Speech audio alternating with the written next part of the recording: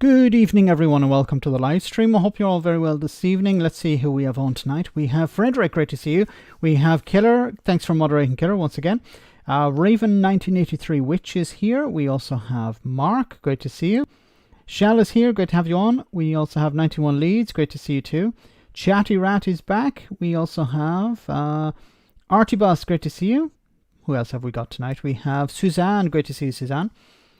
We have Stu, Viking President, great to see you. Hope you're well. Buonasera tutti. We also have Young Ralph, great to see you, Young Ralph. Hope you're fine. We also have, let me see, on tonight. We have Regan Elite, great to see you, Regan Elite. Hope you're well. And thanks for sharing the stream on Twitter. We have Pete's Music, great to see you, Pete. Roisin Malone is here, great to see you, Roisin. Hope you're well. Over there in Ireland, we have also Jim, great to see you, Jim. Mark Leslie is on. Paul, great to see you, hope you're well. Cavan Ladd, great to see you. Emma is on, great to see you, Emma. Hi. We also have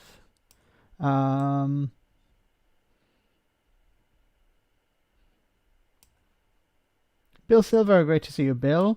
Bernie Burrows, great to have you on. Steve Martin, great to see you. Is it the famous Steve Martin? Mandy, great to see you, Mandy. Hope you're well tonight. Great to see you on the stream. Wim is here. We also have Rod, Ben, Richard, and so many more. Hope you're all very well. Hope you had a wonderful week and you're ready for a weekend of madness maybe. So it's been a very interesting week. We saw what's happening in Yemen. It seems that just the UK, well, the UK and the US are leading the attack. Another few nations are joining them. It's interesting that France and a few nations have said that they're not going to get involved. I think this is probably a fear of this escalating into something like Iraq. Maybe that's not the case, but it seems that some countries are keeping their distance here. They're providing support for shipping vessels in the Strait, but they're not getting involved in attacking bases, Houthi bases in Yemen itself. So it's going to be interesting how this goes on. I don't know what the end game is for the US and for the UK. Like what I know they want to achieve in the short term, they want to destroy these bases. They want to diminish the Houthi rebels' ability to attack shipping vessels, but shipping traffic, shipping more vessels in the Strait. But it's what is the end goal? Because if Iran is continuing to supply these rebels, then will it be a case of moving on to taking on Iran? Let's hope that's not the case. I don't think it will be, but many of these sort of conflicts start out as something, as a response, or saying, okay, we want to achieve X, but then it escalates into a whole range of other things. And I think, for example, France at the moment want to avoid that. That's why they're not lending so much support. So let's get into this report from Sky News about this. Militarily, talk us through what happened. This was pretty meticulously planned operation.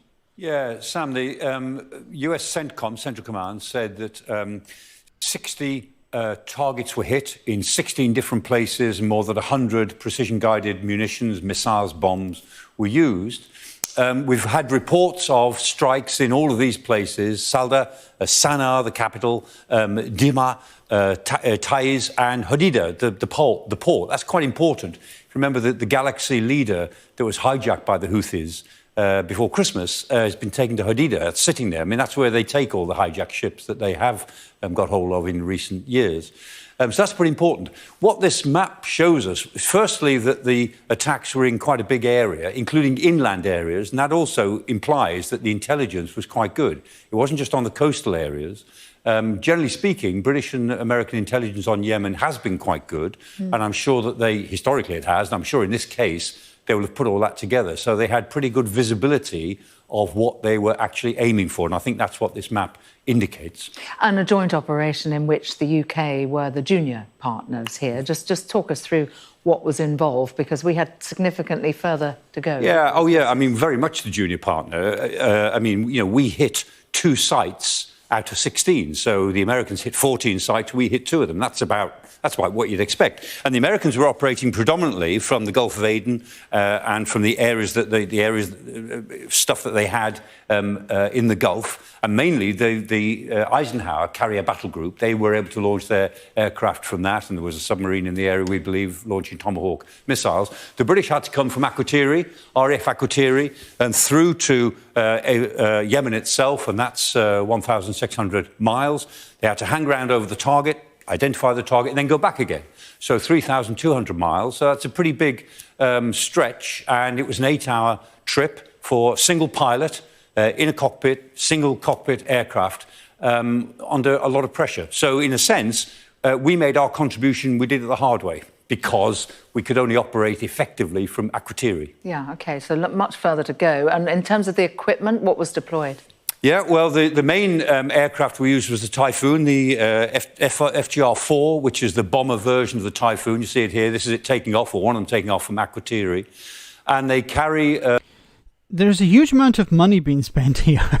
You know, the Houthis are using drones that cost about $20,000, and their drones and their facilities are being destroyed by bombs and rockets that cost millions of dollars, using and the use of aircraft that cost hundreds of millions, if not billions of dollars. The paveway bombs, paveway 4 is the type of bomb. This is a paveway 4. It's very accurate, 500-pound bomb, but rather like Second World War bombing, you've got to get over the target to drop it. And that gives the pilot the chance to identify the target, have a look at it, make sure there are no civilians there or there's nothing untoward. If the target is as you expected it to be, then you drop the bomb, and they can be either airbursts or they can be Bernie says Starmer was informed of the attack, yet the leader of the SNP was not. So the Scottish First Minister was not informed about this, which is strange. Parliament was not consulted as well. There was supposed to be an emergency meeting of Parliament, but that didn't take place. Penetrative, so they are very effective, and I'd be surprised if they hadn't done the job that they were supposed to do. And then we've had a lot of other things in. Isn't it interesting that, like, I don't want to go off on a tangent here, but isn't it interesting that when recently Keir Starmer and the Labour Party wanted to introduce a new policy to, well, it is about children brushing their teeth. So supervised teeth brushing, whatever way you want to put it. And one of the first questions was, how much is it going to cost? And how are you going to pay for it? And, you know, here when it comes to fighting a war, and, you know, and just, you know, we can argue whether this course of action is right or wrong, but never is the question asked, how are you going to pay for all of this? In the air. I mean, to get 4 bombers over the target, you'd be surprised how many RAF aircraft would have been in the air. And this, I think, is a good example of all the other things that would have been, flying last night. And this is a Voyager tanker refueler because the for the long aircraft journeys. they have to go so far, they're not going to get home unless they get some fuel on board. And so this tanker is circling around in slow circles somewhere on the way back. And believe me, when pilots have done their job and the tension is released a bit, they've got to get home. And any pilot will tell you the best sight in the world is the air-to-air refueler just waiting for you, because that means you get your fuel, you get home. If you don't find it for some reason, you've got a big problem.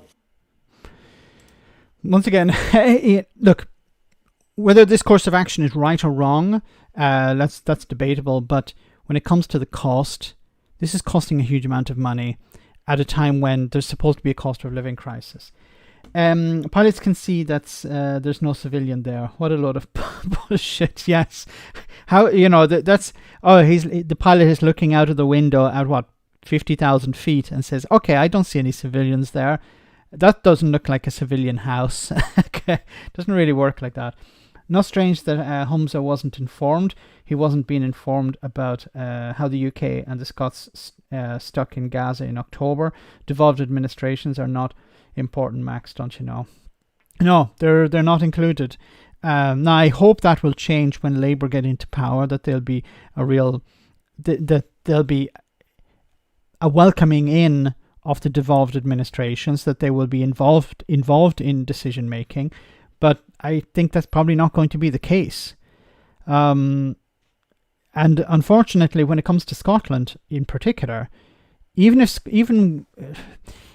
Labour pick up a few seats in Scotland, I don't see. Buffering is back. Damn it. Oh, God. No, the internet over the last few days has been pretty bad here, so I don't know. Oh, God, we'll just try and work with it.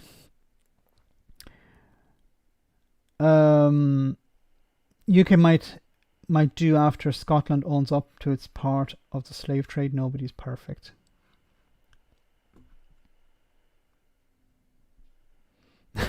Max is getting buffed again. What does that mean, buffed? I'll just stick with this. So, we will do what is necessary to protect our ships, says David Cameron. So Lord Cameron, as we should be calling him, has not ruled out the possibility of further strikes against Houthi rebels in Yemen, arguing the UK must do what is necessary to protect its ships. One question is, what's more expensive, this or to hit the ships, which are good? I prefer it. Sorry, food and more.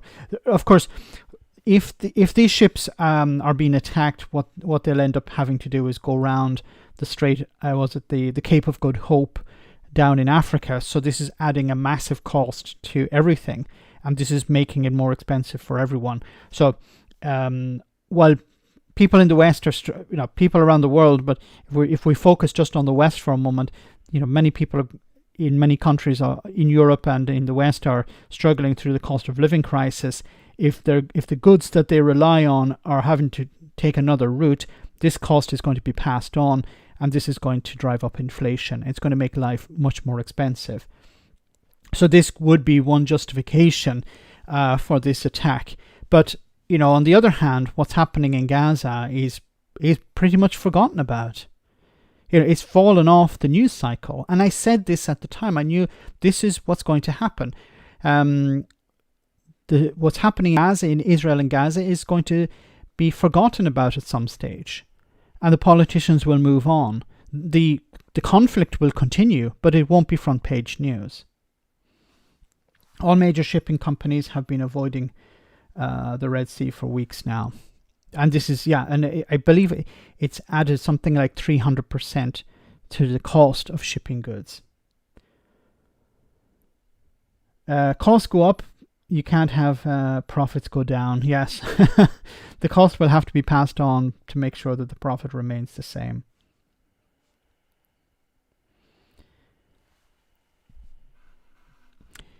On Thursday night, the UK and the US launched airstrikes against a number of military facilities used by the Iran-backed Houthis in Yemen, receiving non-operational support from Australia, Bahrain, Canada and the Netherlands. The UK government has described the strikes as an act of self-defence after branding the attacks on commercial ships as unacceptable.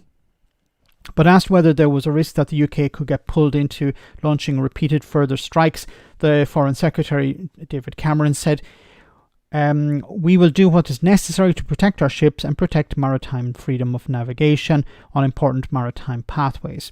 He added, "But be clear, what we're doing, warning was not working. What we were doing, warning was not working." Yes, because allegedly they've been saying to the Houthis, "Look, stop this, stop this, stop this," and then they said, "Okay, now we have to respond."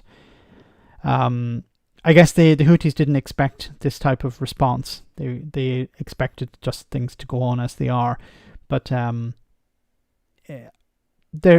whatever further action, it must be proportionate, but it also must be justified, because there is a real fear that what will happen now is this will escalate, and Iran may, because a number of Iranian allies have responded by condemning this, and the Houthis in Yemen have said that they're going to respond in a more forceful manner.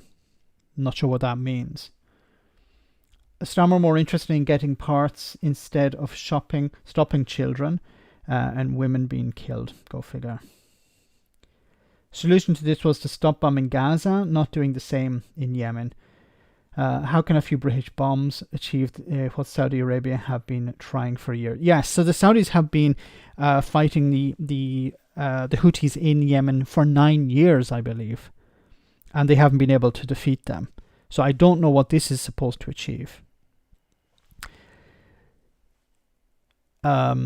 Maybe it's just a punitive strike. Maybe it's just to show that the US and the UK are willing to respond.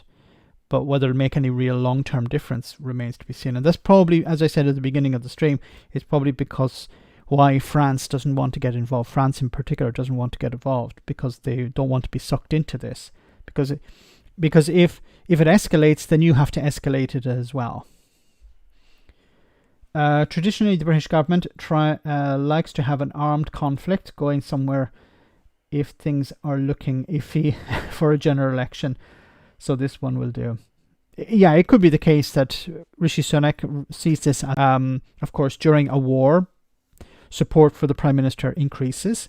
We saw with Boris Johnson during the pandemic, a conflict with the virus. When there's a major crisis, the country rallies around the government. So this could be an opportunity for Rishi Sunak to boost his ratings with the public, boost his polling. But so far, it doesn't seem to have worked.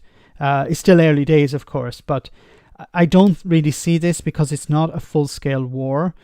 It's just a minor response. And, and I think if this were to go on longer, it would probably damage Rishi Sunak because it doesn't have a huge amount of support. Oman have closed their airspace to USA and UK aircraft, intending on bombing Yemen, I've read. Thanks for that update. Yemen is one of the poorest countries, and the UAE already bombed that country so much. Yeah, I think it's, if not the poorest countries in the world, maybe apart from Somalia. Anyway, guys, let's move on. So, a Brexit story. Good news regarding Brexit? Well, there's never any good news when it comes to Brexit. If this story loads from Sky News.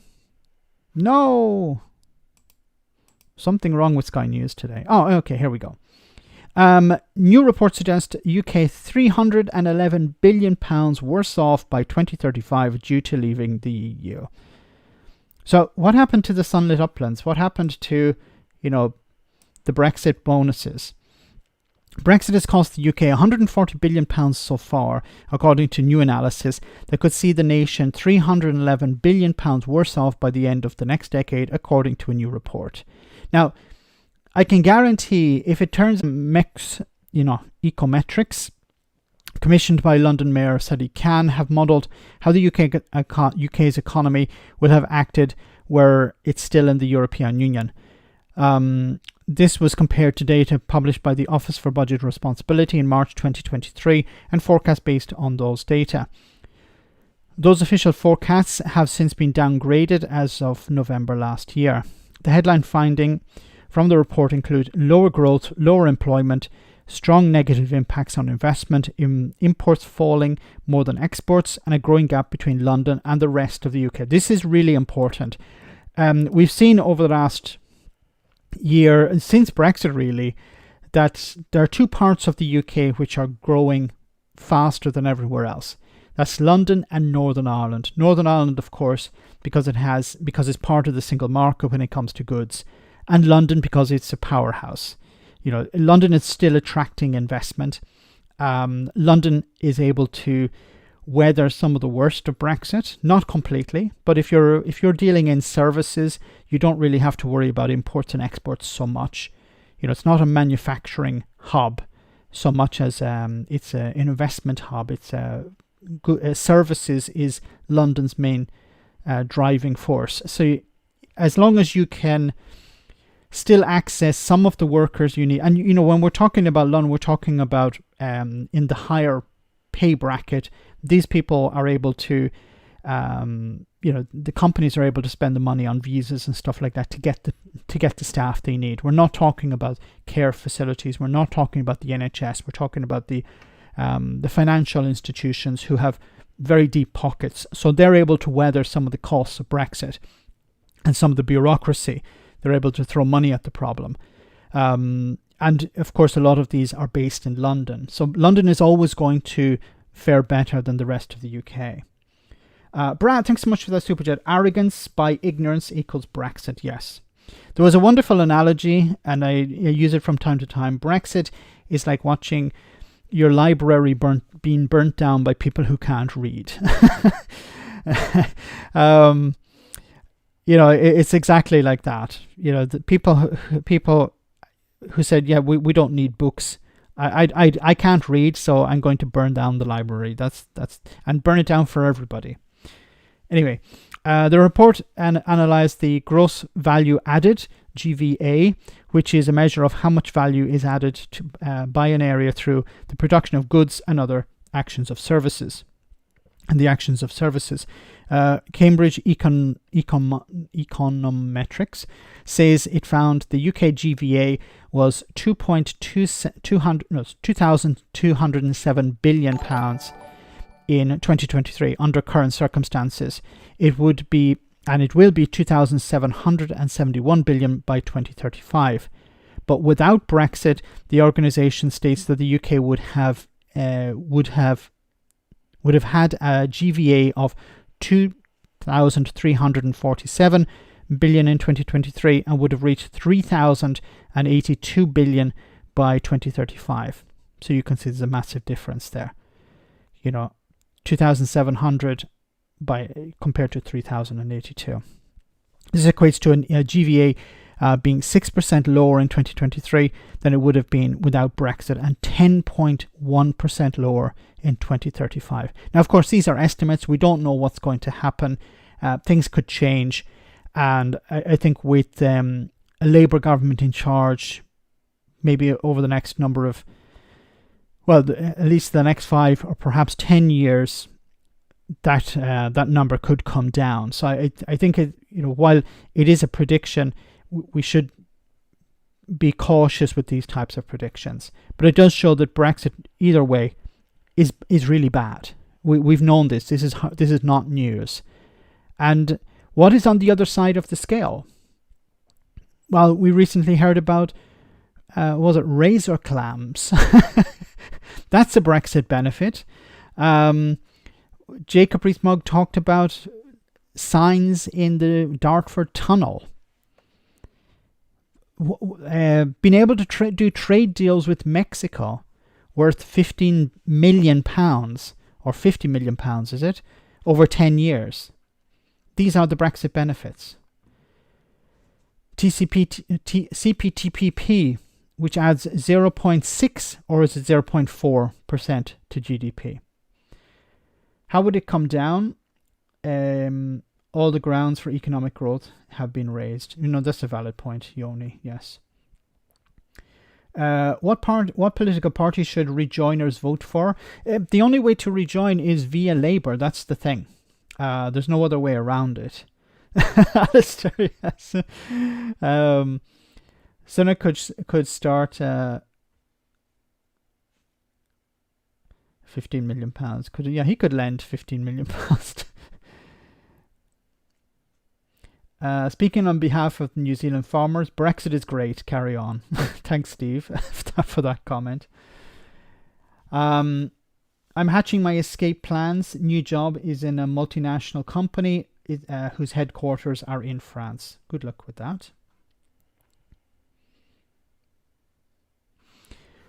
Anyway, guys, we're about halfway through the stream, so we'll just take a short comedy moment and we'll be back in just a jiffy with more serious stuff. Hope you enjoy this.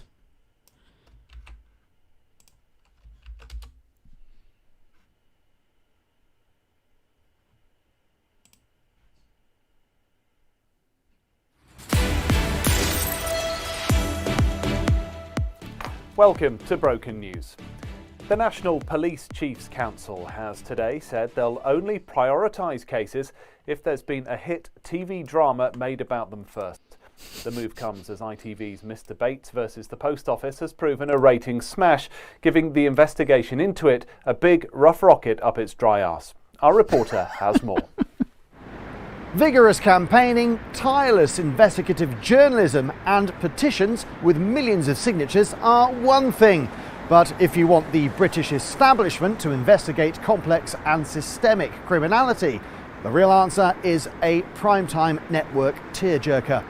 That's the message today from UK law enforcement authorities.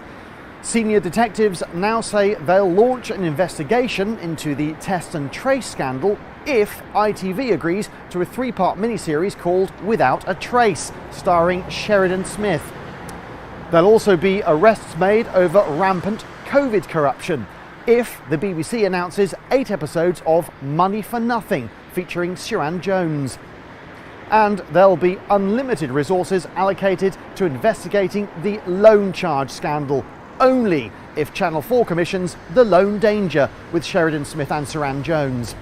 Well, TV drama has also been effective in getting the attention of Prime Ministers and Home Secretaries, who, up until now, couldn't have given a wet shit about any of it. It's also hoped the Telly First technique could be useful for actually jailing some of the reprehensible fucks who are responsible for the 72 people who were killed at Grenfell. But in a statement, the CPS said, "Prosecute the rich and powerful? How hilarious.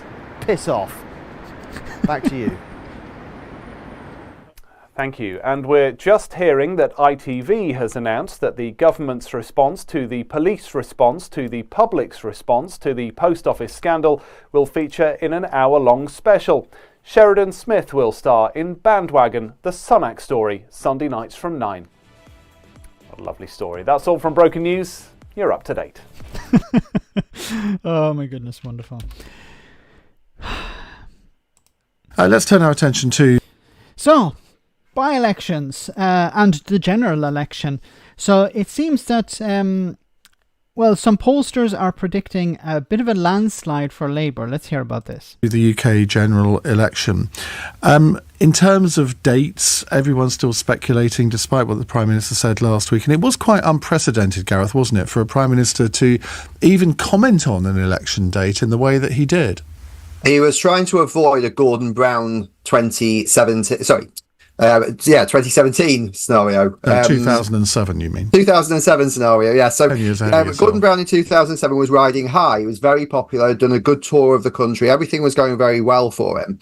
And it looked like he was going to call an election in the autumn. David Cameron, who at that point was still quite green. He wasn't ready at that point, but he came out, gave a barnstorming speech, and Gordon Brown bottled it. He bottled an election. People use the Grand Old Duke of York scenario. He'd led everyone to the top of the hill, and then he had to lead them down again. He wouldn't go through with it. Now, the problem is that Rishi Sunak was suddenly found himself in the position where people were speculating about a May election. So if he then left it and didn't call one, the fear was that people would turn around and say, "You've done a Gordon Brown, you've bottled it."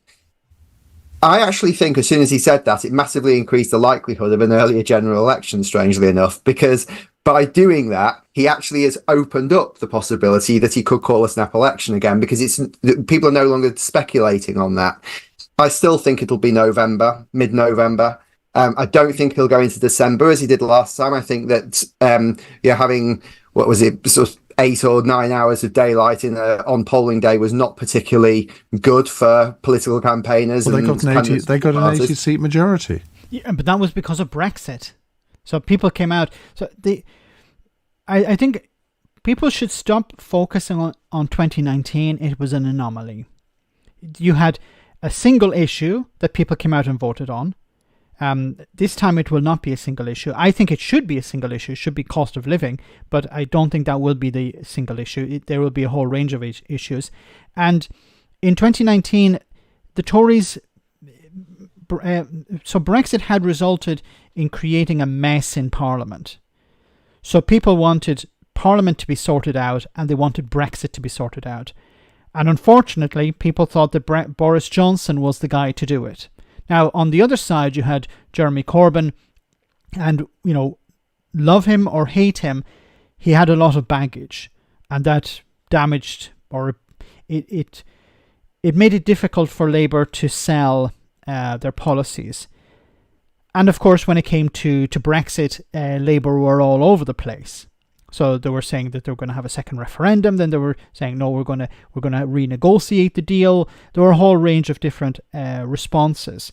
And so Labour weren't on one single message, while Boris Johnson and the Tories were. They were saying, we're going to get Brexit done. We have our deal. We're going to get Brexit done. That's it. No more. There won't be a second referendum. It's over. So on the one side, you had clarity. On the other side, you had confusion. Really good policies on the Labour side. But the focus, unfortunately, was on Brexit. Everything else was drawn out.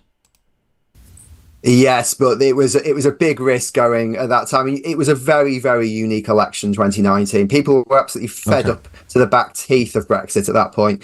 I think that my money would be on November, but it wouldn't surprise me if he goes early. And by early, he would have to go for May, because, as I said a moment ago, I don't think he's going to go just after a bad set of local election results. Joe Twyman, what's your view? I think that the wording, this working assumption that it would be the second half of the year, is deliberate to offer a way out. I think if an absolutely barnstorming budget is delivered in March, and suddenly the British people turn around and say, "Well, this is fantastic. We're back on the Tory train," then I don't think we can rule out May, but I do think it's highly, highly unlikely. I think the important difference is you get to May and you're 15, 20 points behind in the polls, you have no chance of winning. But at that point, there is a non-zero chance of winning in the autumn. Something might happen. Yeah. Now, of course, it might make things worse, but it's not the same as being essentially certain that you're going to lose in May. Events often can influence. Sir Larry the Cat, you're completely correct. If the Tories were to bring out a UBI, I think that could help them win the election. Maybe not completely. It would certainly save them some seats. If they actually explained what a UBI is and they rolled it out immediately, it would be a game changer, I think. But the Tories don't love the electorate enough to provide them with a solution to the cost of living crisis. I think they hate the British public. They hate them more than they love them. They hate them more than they love the idea of winning. So if they were to bring out a UBI, I think that would really help them. But they're completely against the idea, even if it were to help them win the election. Influence election dates, can't they? And I mean, just before we started this hour, I was saying about this cabinet meeting that's going on at the moment. Side issue, I really hope that if Labour were to bring out a UBI, and the Tories were to attack it, and Labour said to the public, you need to vote for us at the next election, otherwise the Tories are going to take away this UBI. £1,000 a month to everyone over the age of 18 for the rest of your life. Can you imagine how powerful that would be? And how much people would hate the idea of losing it? And it would force people to come out and vote, because you say, there's a real risk that you're going to lose it. The Tories are going to take it away from you. So vote for us to maintain that. I think it'd be a powerful message. Talking about military intervention in Yemen.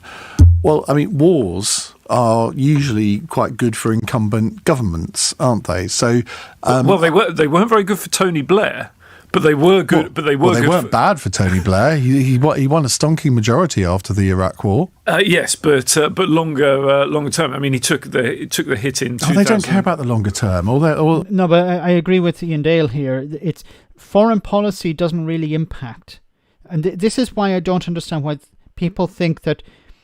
Not that I disagree with people's anger with Keir Starmer over what's happening in Gaza, but I don't see what's happening in Gaza as damaging to Keir Starmer electorally.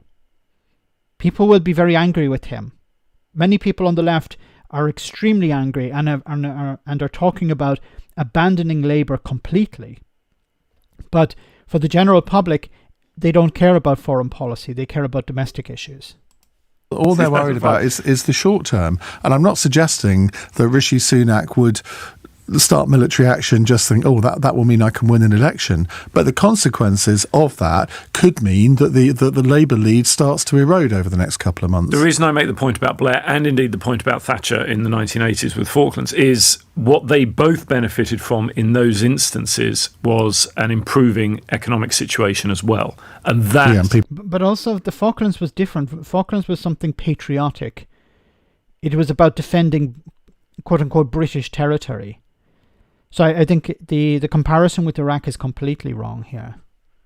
People forget that. And that is a very... George Osborne says, a little bird told him the general election date will be on the 14th of November. George, yes. I did a video on that, and I think he's on the money here. As was pointed out here, if there was an election held, like when the local elections take place in May, so they're fixed, the Tories are going to get trashed, and they're going to, okay, there's nothing we can do. Even if they roll out their budget, the budget is not going to be a game changer.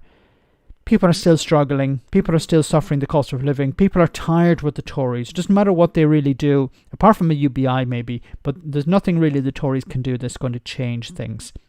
Something could happen, but Rishi Sunak is probably hoping that it will happen, but he has to wait for it to happen. And if he calls an election early, there's a chance that he'll miss that opportunity. Gareth, thanks so much for that super chat. 2019, get Brexit done, get Brexit done, get Brexit done. 2024, hold your nerve, stop the boats, Windsor Framework kiss, DUP F this, Truss F lettuce. That's that, Gareth. Yeah, it was one issue in 2019. Now there's all these hold your nerve. Yeah, remember Rishi Sunak telling people to hold their nerve when it came to paying the bills and paying your mortgage and whatever. Stop the boats. Yeah, the Windsor Framework, there was the only shining light, but the Windsor Framework is not something that people in England, Scotland or Wales really care about, to be frank. It's really only an issue in Northern Ireland, and the Tories don't have any candidates in Northern Ireland. What's also interesting is that Reform UK are not running in all of the UK. Why do they call themselves Reform UK? Ben Habib, the guy who keeps banging on about the Northern Ireland Protocol and about Northern Ireland being cut off from the rest of the United Kingdom, couldn't be bothered to run in Northern Ireland. Wouldn't run against Sinn Féin, wouldn't run against the SDLP or the Alliance Party. Of course, he wouldn't run against the DUP. The Reform UK are friends with the DUP. But he couldn't be bothered to, because he wouldn't win. He knows he wouldn't win. It'd be a waste of time. It's a waste of time, Reform running in any other constituency. But the fact that they're not fielding any candidates in Northern Ireland is quite telling, isn't it? They need to rename themselves Reform GB, not Reform UK. Thanks, Garrett. Let me read. Sunak has suddenly gone all Israel, Yemen. Universal basic income, how does that work? I'm not going to explain it again. You people like me explaining a UBI, don't you? Even though you know yourself what it is. Easy to hold your nerve with £750 million, yes. And when your partner is as rich as the king, or more or less as rich as the king. Larry wants a song. Larry's not going to get a song. Should be branded Reform GB. Yes, Reform UK is just a long way of saying losers. Max, you need a UBI live stream. Maybe we could do one together. Reagan Elite. Maybe we could do one together. A UBI live stream. November it is. Sunak has to wait for the new electricity cables to be laid for his new swimming pool in Florida, so that his daughters can start their new schools after the Christmas break. Yes. The final straw for me would be if Starmer became Prime Minister and doesn't tell Trump to go fuck himself if he becomes president. Yeah, this is going to be interesting. So if the US is having their election, the US is having their election on the 4th of November, 3rd or 4th of November. If Rishi Sunak is having the general election on the 14th, it's going to be interesting. I don't think it's going to have a huge impact, but if Donald Trump is returned, would this give a boost to the Tories? If Joe Biden is returned, would this damage the Tories? I don't know. Once again, I don't think foreign policy is really an issue for most voters. It's an issue for many voters, but when we're talking about the general public, they don't really care about foreign policy. They care about what's happening on their doorstep. Very easily forgotten point. And what we don't have in this country is an economy that people perceive to be improving. And for me, the most interesting statistic of the last 6 months has been the fact that when you ask the public to choose between the Conservatives and Labour on the economy, the Conservatives have not been below 29% or above 33% for more than 6 months. You have to go back to June last year for the last time it was outside that very narrow band. It's just completely flat in statistical terms, and no announcements, whether it's the autumn statement or all these other announcements on economic policy that the government has made, has had any impact on that. And that is a real worry if you're a Conservative. And what about the personalities here? Because personalities do not matter. I hate when when political commentators start talking about personalities. No one cares about Keir Starmer, because people are not going to be voting on this. They're going to be voting on whether they want the Tories to remain in power or the Tories out. The problem for Keir Starmer comes after the general election, and I can guarantee you that his approval ratings, whatever they are going into the election, will drop like a lead balloon after the election, because people will be okay, now what are you going to do for us? And Labour have already set the expectations pretty low. I can't remember who told me these statistics, but I did check them up, and they are right. That in the year before the 1997 election, Tony Blair had a plus 19% poll rating. Keir Starmer's is minus 22, I think, if I remember that right. And David Cameron was plus 16, I think, in 2009. So, I mean, should that be a concern for Labour? It all depends on how you measure these things. There's absolute measurement and there's relative measurement. It has been the case, certainly it was the case that Tony Blair was very popular, but at the same time Labour were on 57% in the polls at one stage under Tony Blair. Needless to say, they didn't win 57% of the vote in 1997. But it's the relative measure that's absolutely important, and the relative measure, not the absolute measure that's important. And crucially, I believe that you should ask about how someone's doing in the job rather than about whether you like or dislike them. And so when you ask, are these leaders doing well or badly in their job, you find that Keir Starmer has been fluctuating around about net zero, ironically. Now, that is not a particularly good figure overall. By historical terms, not bad, but not a great figure overall. But it's an awful lot better than Rishi Sunak on around about minus 20.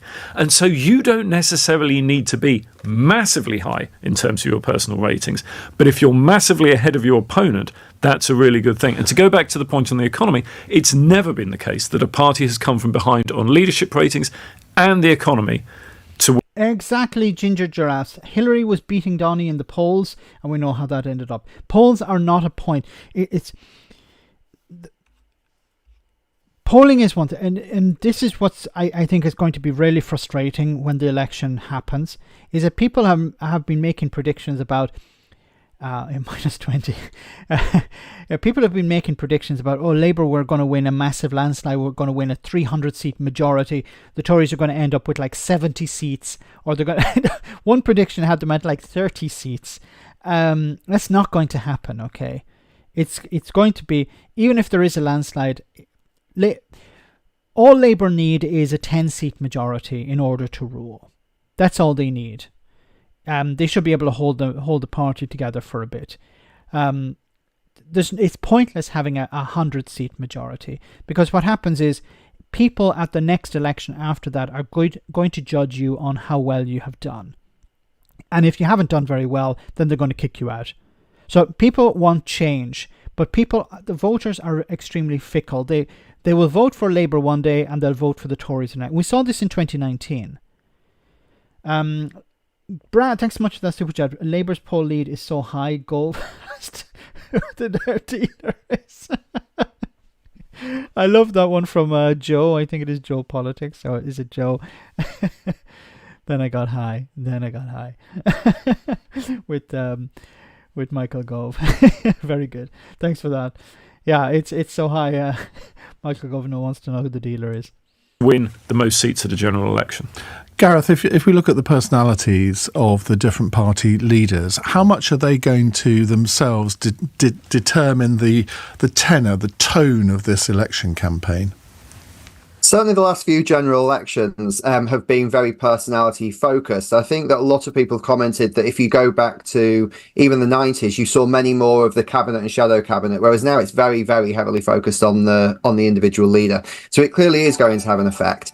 I think a big question is going to be how the public get exposed to those personalities. Are we going to have, for example, debates? They will make potentially a very big difference. I suspect with the debates that... can you imagine Rishi Sunak doing debates? Like the debates he did with the other Tories were not that great, but it would be nice to see him do a debate with Keir Starmer. But also some of the other leaders should be brought on as well. But I don't see that being the case. It'll be mainly Labour and so it'll be Starmer and Sunak doing the debates. But and I don't think the debates are going to really make that much of a difference. But I think it'll actually help Keir Starmer more than it would help Rishi Sunak, because people may be not unfamiliar with Keir Starmer. I can guarantee you if you were to show people a picture of Keir Starmer, members of the public, they wouldn't know who he is. So if there is a debate and it gets a bit of traction, it would help, I think. Even if Starmer doesn't do so well in the debate, it would actually boost his profile somewhat. Because when I look online about, discussion, if you look at how someone is trending, Sunak is getting a lot more traction than Starmer is. So Starmer has a lot of work to do if he wants to improve his profile. But once again, I keep saying the main point here is that people are going to vote for the Tories or against the Tories. And as the default is Labour in many constituencies, then they're just going to vote for Labour. Personally, I actually think Keir Starmer could do quite well from the debates. I think that he will come across quite calm every time he is interviewed. He comes across as someone who is...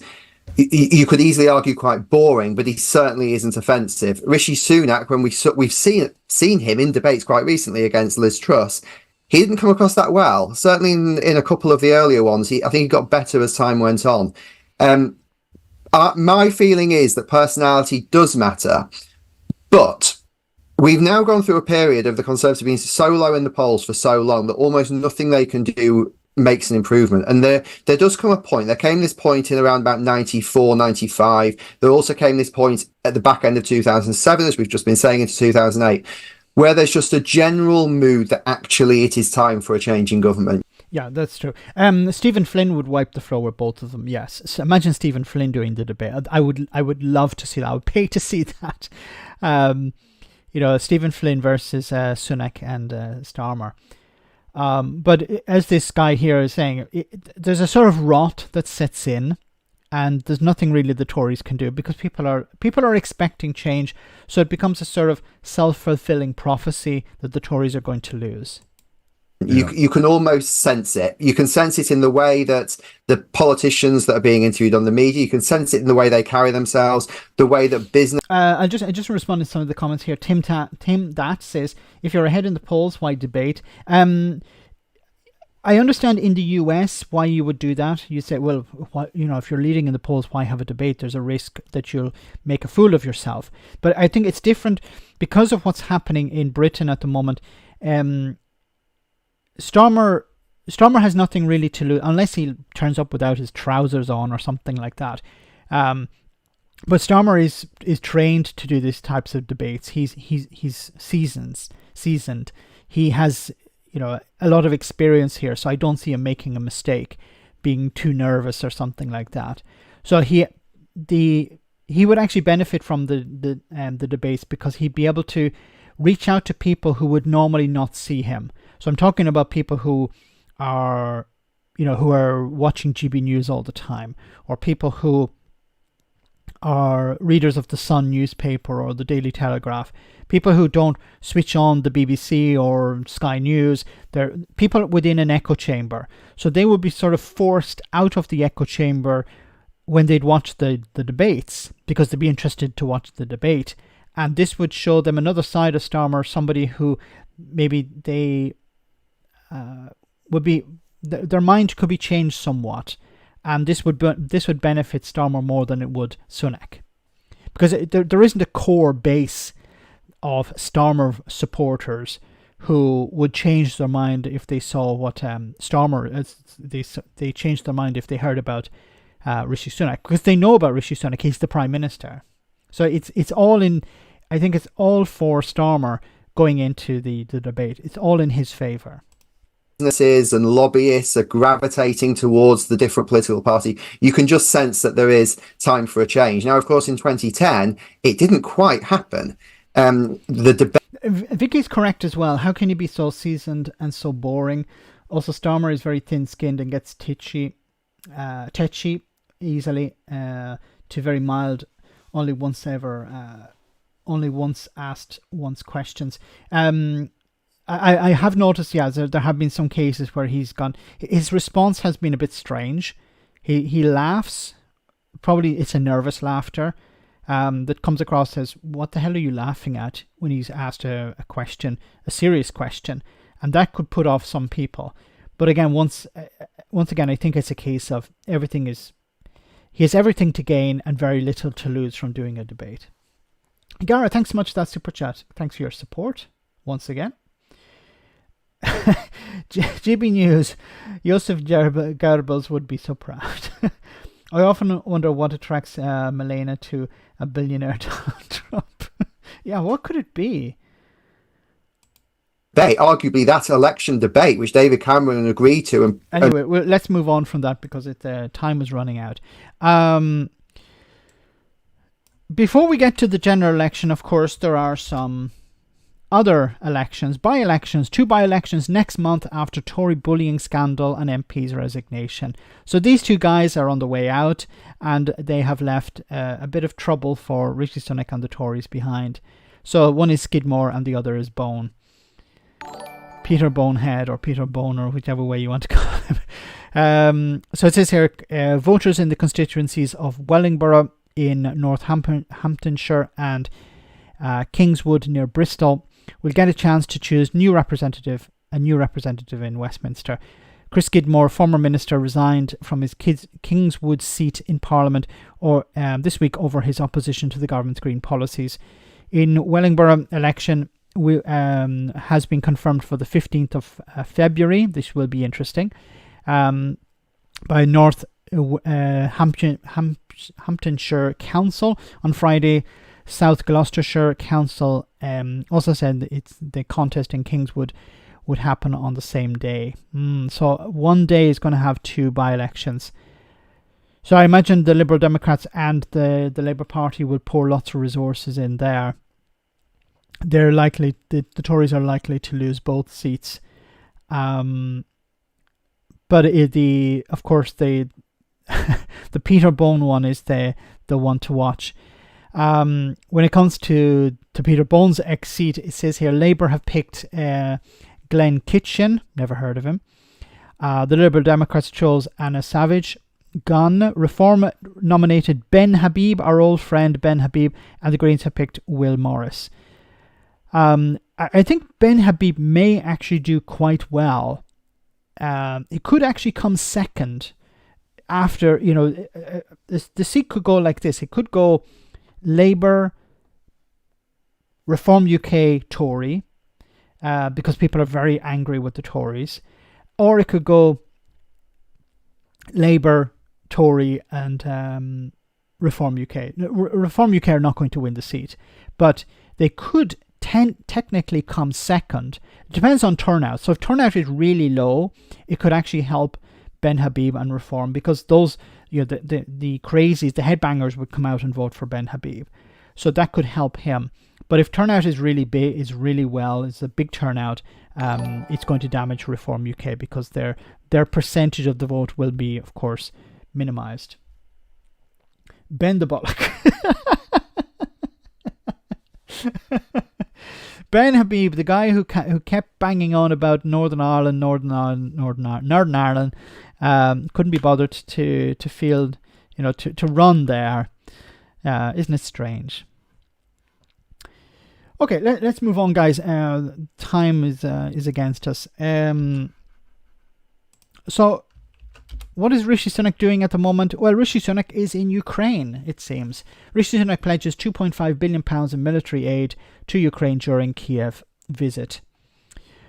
Rishi Sunak made a £2.5 billion commitment to Ukraine's defence on Friday during a visit and pledged the UK would not falter at a time when military aid from the US has stalled.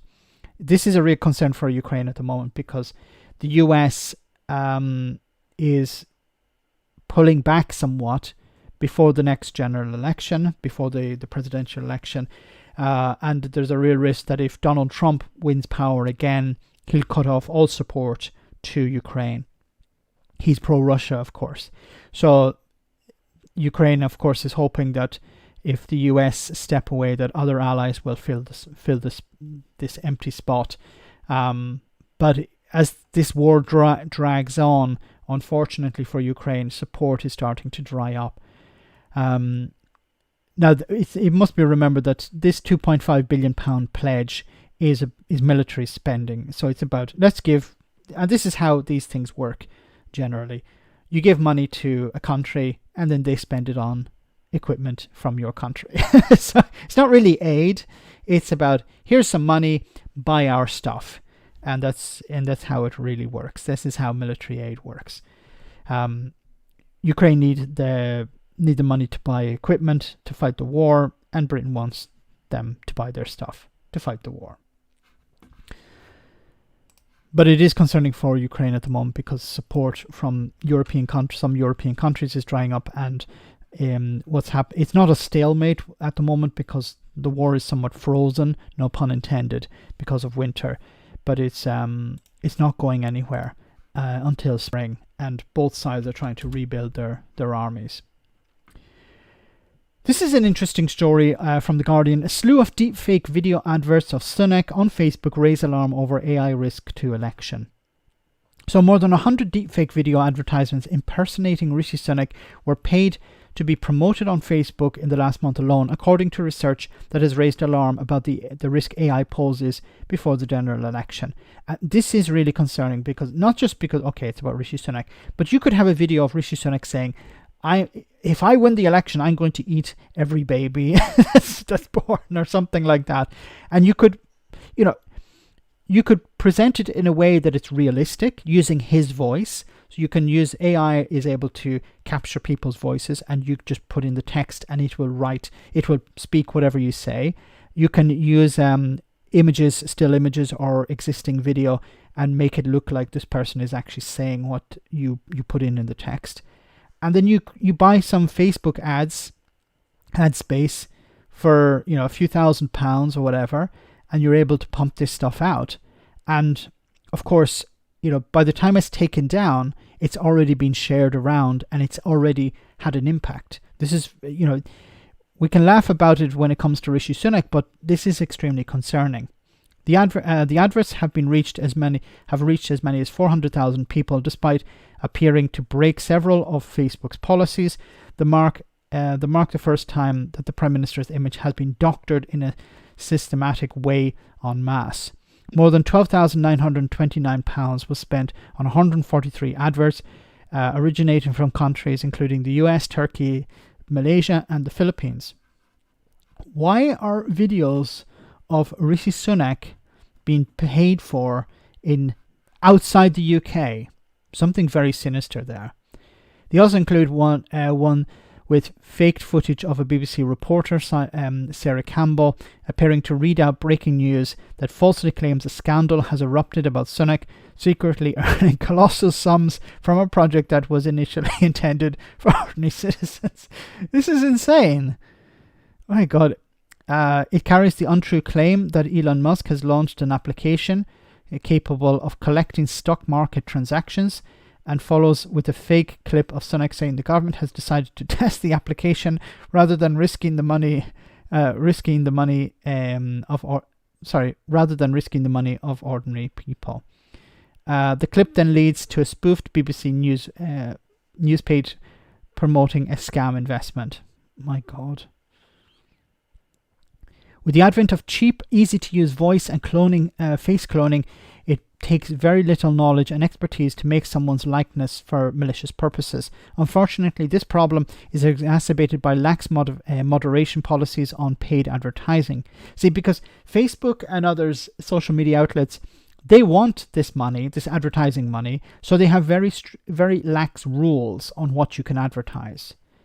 This is how they get around these problems. This is their focus is on making money, so their focus is not on, well, we want to make money, but we want to limit the amount of money we make. No, we want to make as much money as possible. So we're flexible with our rules.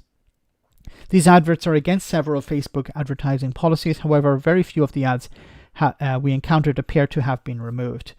So they will be highlighted, but Facebook is either disinterested in taking them down, or they just don't have the means. They don't have the staff or the resources available to take them down.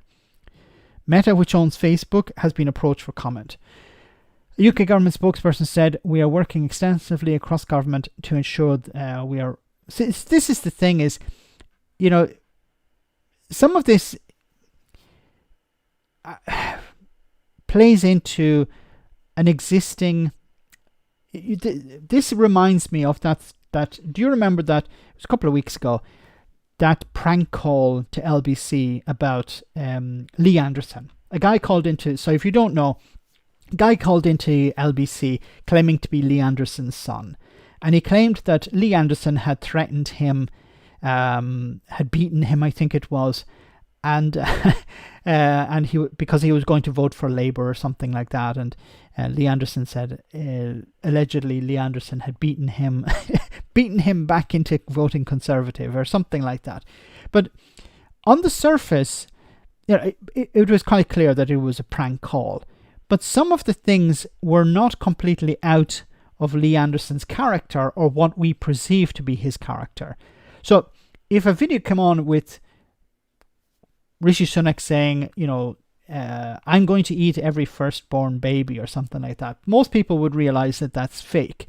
But if it was a lot more subtle, or if it was linked to an existing behavior, then you're more likely to believe it. And this is where I think it gets really worrying. So if it's something really off the wall, most people will not share it and not believe it.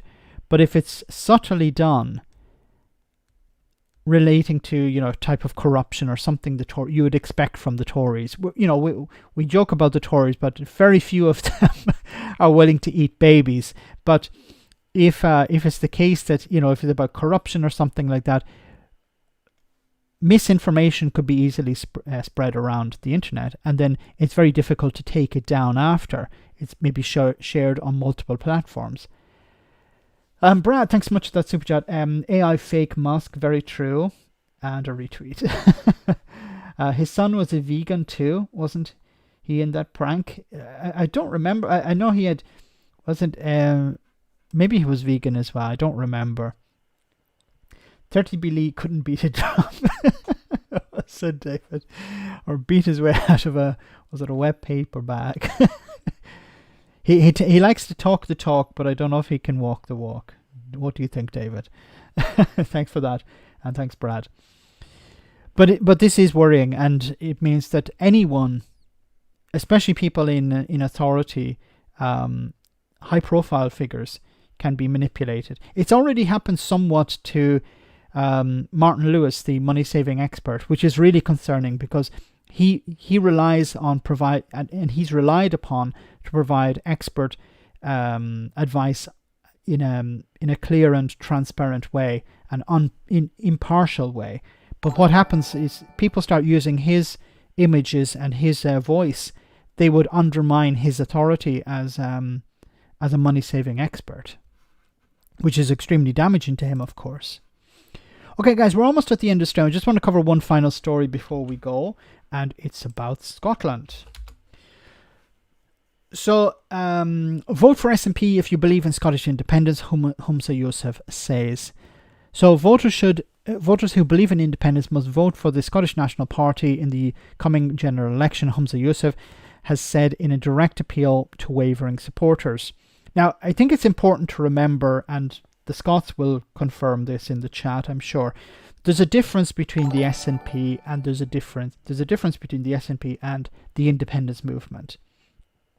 And while they work in tandem, they're not dependent on each other, in the sense that while support for the SNP may fluctuate depending on who the leader is, depending on what's happening to the party, depending what's happening within the party, depending on the view of the Scottish government, independence itself, the support for independence has remained strong.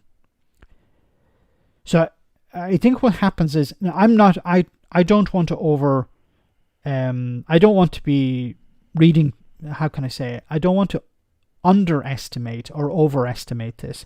But if you do look at the polling and ignore what's happening with the SNP, support for independence still is strong.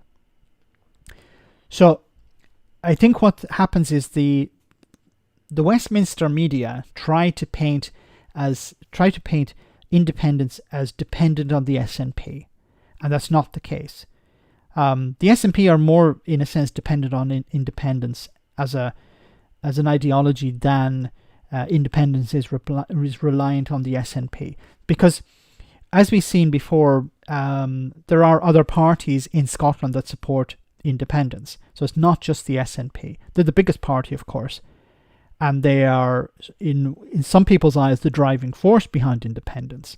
But I think it's important for people to understand that it's not just the two are separate.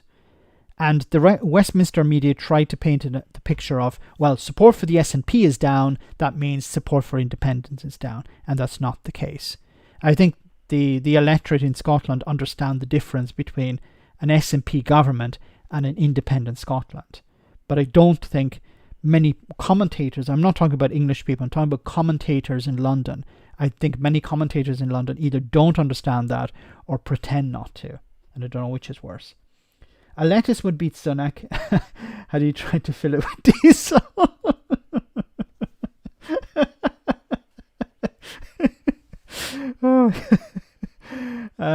Danny Heaney Ray for Deputy First Minister. With subtitles, I hope. The SNP have lost its way, but independence is stronger. Yes. Latest polls for India at 54%. SNP have 10-point lead over Labour. Thanks so much, David, for that. I think when it comes to Scotland, it's different from what's happening in Westminster. So I think when it comes to Scotland, Labour have to offer something. They can't just rely on winning, and maybe I'm wrong on this, but I get the impression that they can't rely on winning on Keir Starmer's coattails. So they can't ride his coattails to victory. Because in Scotland, people are, okay, if you want me to vote for you, you have to give me a reason. While in England, and this is not a criticism of the electorate in England, people are sick of the Tories. They're willing to vote Labour even if they've never voted Labour before, not so much because of the policies, but because they want the Tories out. While the view in Scotland is different. I think the view in Wales is somewhere in between England and Scotland. And Northern Ireland is a different kettle of fish altogether. They offer hee-haw. They offer nothing. And I think when it came to working with the Tories, I think this has damaged Labour's brand in Scotland, and we've seen some independence from Labour candidates in Scotland, and that hasn't gone down very well with Westminster. So I think it's difficult for Labour candidates to run in Scotland, because do you run under the banner of Westminster? I'm anti-Tory, But then anti-Tory won't get you very far in Scotland. Then you have to be anti-SNP. But then what are you anti-SNP on? You can't just say I'm anti-SNP. But then if you're anti-SNP, you anti-SNP policies, but then shouldn't you be supporting SNP policies because they're closer to Labour policies than they would be to Tory policies? So I think it's very difficult for a Labour candidate in Scotland, because what you have to offer something different. You can't offer, well, we're the same as the SNP, but we support the union. Okay, but how does that help me during the cost of living crisis?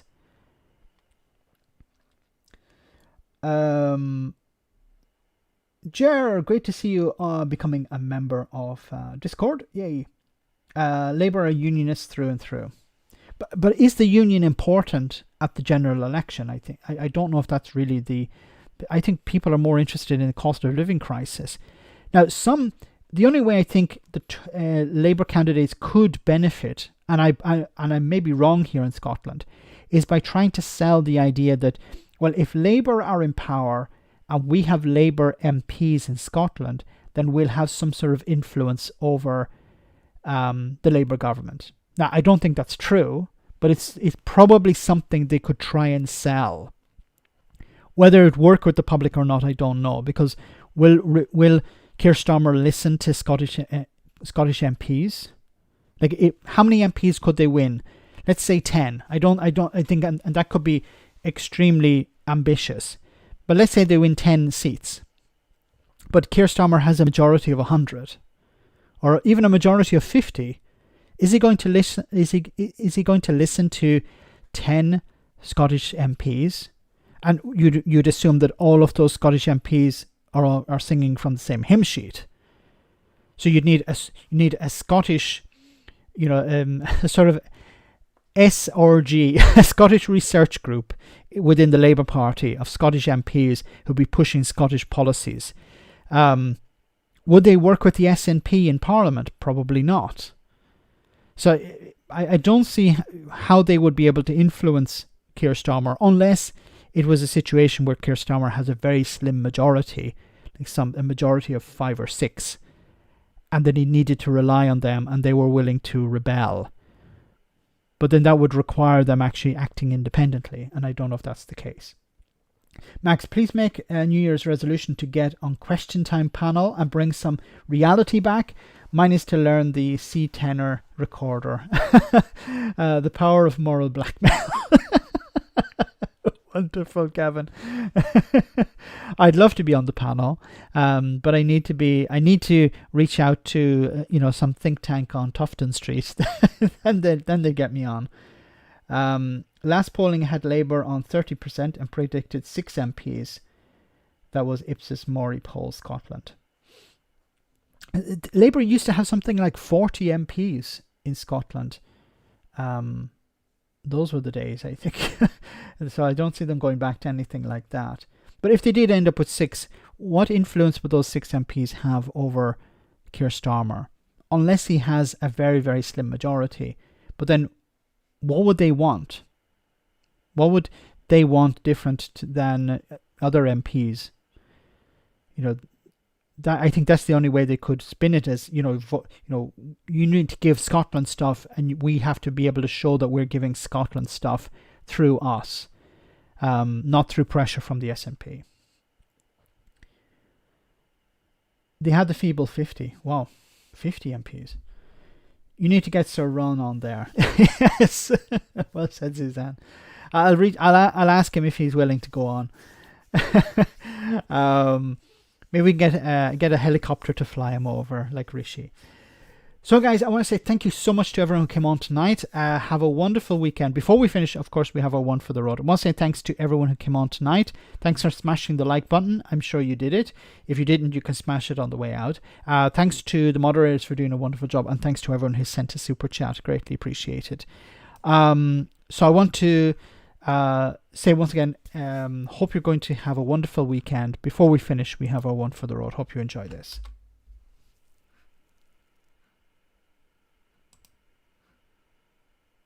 The Labour leader, Keir Starmer, is under attack this week for legal work he did before going into politics. I'm joined by the Minister for Innuendo and Dog Whistles, the Right Honourable Geoffrey MP. What he did was revolting, and I'm glad we're finally talking about it. People need to know. What are you particularly revolted by? Well, Sir Keir Starmer spent all of his time representing criminals, people who did absolutely awful things. Is that not just what lawyers do? Not all of them. I spent a decade working in law, and I didn't represent a single murderer. But you worked in tax law. Yes, much more civilised. And you never represented a criminal. I didn't say that. I said I didn't represent a single murderer. Or at least I didn't know he was a murderer at the time. But that's a... I mean, what kind of person chooses to work with violent criminals? There's got to be something a bit dodgy about them. But you accept that barristers have the cab rank system. They can't just pick and choose cases. Ugh, I'm so bored of people talking about the cab rank system. I prefer Uber. That way, if you don't like the look of a driver, you can just reject him. And if he talks too much, you can give him 1 star. Okay. But my point is that Sir Keir didn't just represent people that he had to, he also campaigned against the death penalty. So, are you for the death penalty? Not in most cases, no, but that's not the point. We don't have the death penalty in this country, but he was campaigning against it in other countries. So, I think we can all agree that most British people shouldn't be killed by the state, but do we really care about foreigners? Sounds a bit Remainery to me. Really? And do you know the very worst thing about all this? That you're trying to undermine the basic foundations of our legal system to make a cheap political point? No, the worst thing is that he did it all for free, like a hobby. Pro bono. You can use that fancy jargon if you like. I'm more a man of the people. What's wrong with him doing it for free? Well, it's unpatriotic. It's practically Marxist, isn't it? I mean, if you're going to work for baddies, at least get paid. Look, whenever I work for terrible foreigners, I make sure I charge them through the nose. Thank you, Minister. Next up, as Donald Trump's lawyer argues in court that presidential immunity should cover all crimes, we ask, if you could commit any crime and get away with it, which member of your family would you kill? So guys, have a great weekend. I'll see you on Tuesday, same bat time, same bat channel. As always, thanks so much to everyone who came on. Thanks to the moderators for doing a wonderful job. And thanks to everyone who sent a super chat. Greatly appreciated. Thanks a lot. Take care. Good night.